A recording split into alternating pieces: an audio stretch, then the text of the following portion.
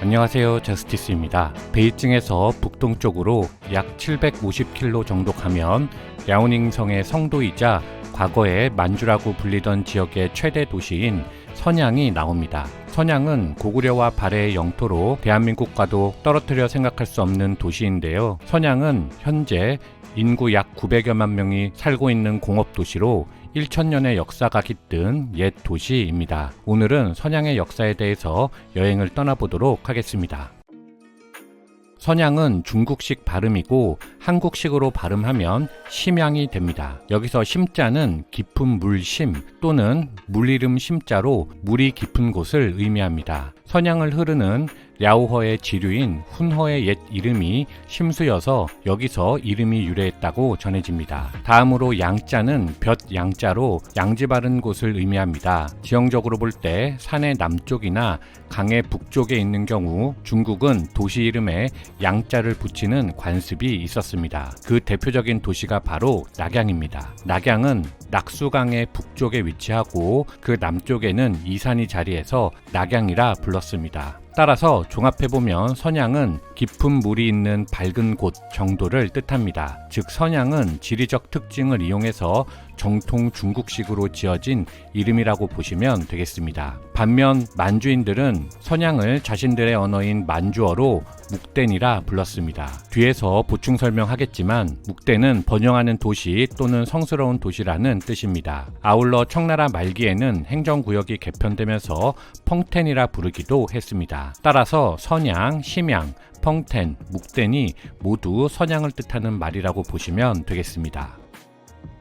선양은 고구려 시대에는 선양이 아니라 신성이라 불렸습니다. 성자를 썼던 것으로 볼 때 이곳에 새롭게 고구려의 성이 지어졌을 것으로 추측해 볼 수 있습니다. 공식적으로는 처음으로 심자를 사용한 것은 요나라가 이곳을 선저우, 즉 심주라고 부르면서 시작되었습니다. 여기서 주자는 행정단이라고 보시면 됩니다. 아직은 양자를 쓰지 않고 물이 깊은 곳, 즉 심주라고만 불렀습니다. 그러다가 요나라 이후 금나라와 원나라 시기에 드디어 선양이 선양로라 불리기 시작했습니다. 여기서 로자도 행정단이라고 보시면 되겠습니다. 이어서 명나라 시대에 선양은 선양위라 불렀습니다. 여기서 위는 지킬 위자입니다. 명나라는 동서남북의 요충지마다 군영을 설치했는데 그것을 위라고 불렀습니다. 선양위는 북방의 요충지로 군영이 설치된 도시가 되겠습니다. 다른 예로 궁궐을 지키는 금위영에서 위자도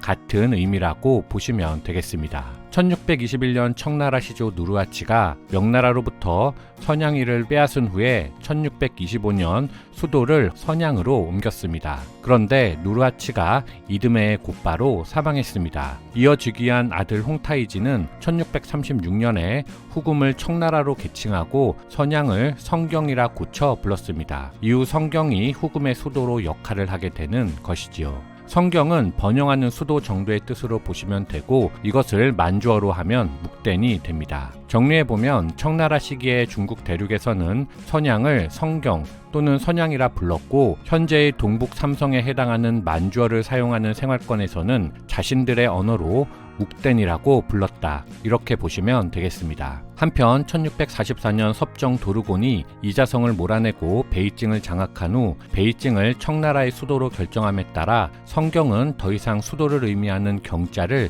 쓰지 못하게 되었습니다. 그러면서 성경은 자연스럽게 옛 이름인 서양으로 다시 돌아가게 되었습니다. 중국 역사책에서 보면 가끔씩 선양이 성경이라고 등장하는 경우가 있습니다. 그러면 여기서 성경은 선양을 말하는구나 하시면 되겠습니다. 1911년 신해혁명이 일어나고 들어선 중화민국 시대에는 선양이 펑텐이라고도 불렸습니다. 청나라 말기에 중앙집권을 확립하기 위해서 황실이 행정단위를 개편했는데 이때 동북지역을 펑텐부라 불렀기 때문입니다. 봉천은 하늘의 명령을 받든다는 뜻입니다. 또다시 시간이 흘러 1931년 9월 18일 일본 관동군이 만주 지역에서 자신들이 관할하는 남만주 철도 근처 선로를 스스로 폭파하고 이를 중국군의 소행으로 조작해서 만주사변을 일으켰습니다. 이 사건은 선양 근처에서 일어났기 때문에 묵된 사건이라고도 부릅니다. 묵된 사건 발생 후 일본 관동군이 이를 구실로 빠르게 만주 지역의 주요 도시들을 점령했는데 이때 선양도 일본군의 기습을 받아 빼앗겼습니다. 이후 일본이 만주 지역 전체를 점령하고 1932년 3월 1일에 만주에 자신들의 괴뢰국인 만주국을 건국했습니다. 만주국의 초대 황제가 푸이인 것은 너무나 잘 알려진 사실이죠. 당시 만주국의 수도는 신징으로 오늘날의 창춘시에 해당합니다. 하지만 경제적으로나 군사적으로 봤을 때 만주국의 핵심 도시는 선양이었습니다. 일본군은 선양을 중국식 이름으로 사용하고 싶지 않았습니다. 따라서 일본 점령기의 선양은 묵덴으로 불렸습니다. 이 일본 점령기에 일본군이 대륙 진출의 요충지로 사용하기 위해서 선양을 본격적으로 공업화한 것이고 그 전통이 지금까지 이어져서 선양은 여전히 중국의 주요 공업도시로 자리하고 있습니다. 다만 20세기에는 철강, 기계, 화학이 주를 이루었다면 지금은 자동차, 전자산업, 로봇공학과 같은 첨단 기술 산업이 함께 발전하고 있습니다.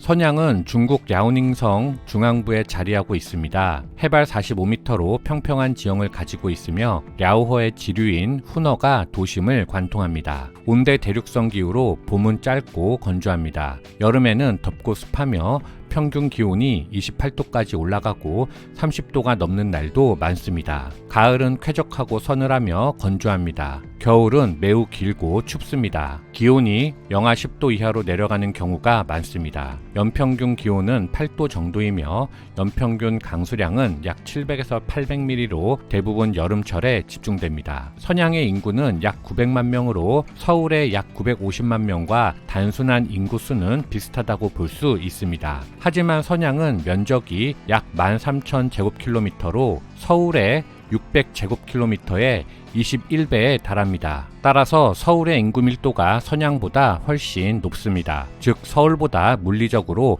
엄청나게 큰 도시라 하겠습니다. 언어는 표준 중국어인 보통화를 사용합니다. 보통화는 베이징어를 기초로 하는데 선양 사람들은 보통화에 능통합니다. 그와 함께 동북 방언이 사용되기도 합니다. 선양에는 한국계도 많이 살고 있기 때문에 한국어도 자주 사용됩니다. 다만 현재 만주어는 거의 사어가 되어서 일상생활에서는 거의 사용되지 않습니다. 종교는 불교를 비롯해서 도교, 유교, 기독교, 이슬람교, 민간신앙까지 다양하게 존재합니다.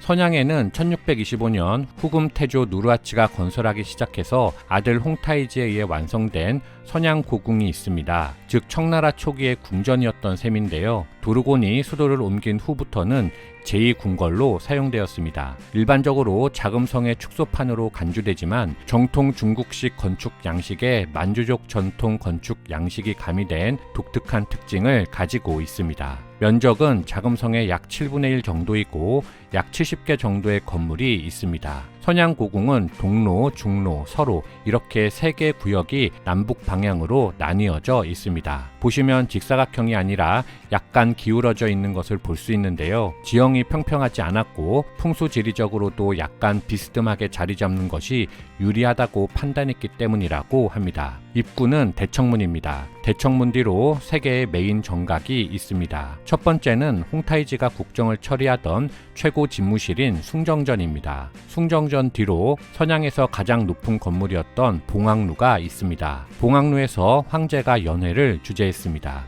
봉학루는 궁궐은 물론 궁궐 외부까지 조망할 수 있을 정도로 높은 곳에 위치했기 때문에 군사적인 면에서도 감시탑으로서 역할을 했습니다. 봉학루 뒤로는 청령궁이 있습니다. 청령궁은 황제와 황후의 거처로 사용되었습니다. 지금 말씀드린 곳이 선양고궁 중에서 중로에 있는 대표적인 4개 건물입니다. 중로는 지난 시간에 말씀드린 자금성의 배치를 따라했다고 보시면 되겠습니다. 이 영상을 보시고 자금성을 다시 보시면 더욱 흥미있게 보실 수 있을 것이라 생각합니다. 중로 동쪽에 있는 동로에는 대정전과 시황정이 있습니다. 대정전에서는 황제 즉위식 같은 중요 의식이 치러졌습니다. 외국 사신을 맞이할 때에도 이용되었습니다. 그 밑으로 10개의 정자가 있는데 이곳은 주로 왕자들이나 왕족들이 대기하거나 머무르는 공간이었습니다. 이렇게 배치하는 것이 만주족의 전통적인 배치 방식이라 하겠습니다. 마지막으로 서로도 역시 자금성의 양식을 따라했는데 서로의 대표적인 건물은 문소각입니다. 문소각은 1781년 건륭제 시기에 지어져서 청황실의 귀중한 사고로 이용되었습니다. 사고전서와 같은 중요 서적들이 보관된 장소입니다. 선양은 사실상 청나라가 흥계한 곳입니다. 따라서 선양고궁 말고도 역사적으로 중요한 볼거리가 많이 있습니다. 홍타이지의 무덤인 베이링공원, 누르하치가 묻혀있는 둥링공원이 있고 현대사로 오면 중국을 바꾼 매우 중요한 인물 중 한 명인 시안사건의 주인공 장셰랑의 저택, 만주사변을 기념하는 9.18 역사박물관, 랴오닝성 박물관 등 여러 볼거리가 많이 있습니다. 여러분들 만약 선양을 방문하신다면 꼭 보시고 오시기를 추천드립니다. 이상 마치겠습니다. 감사합니다.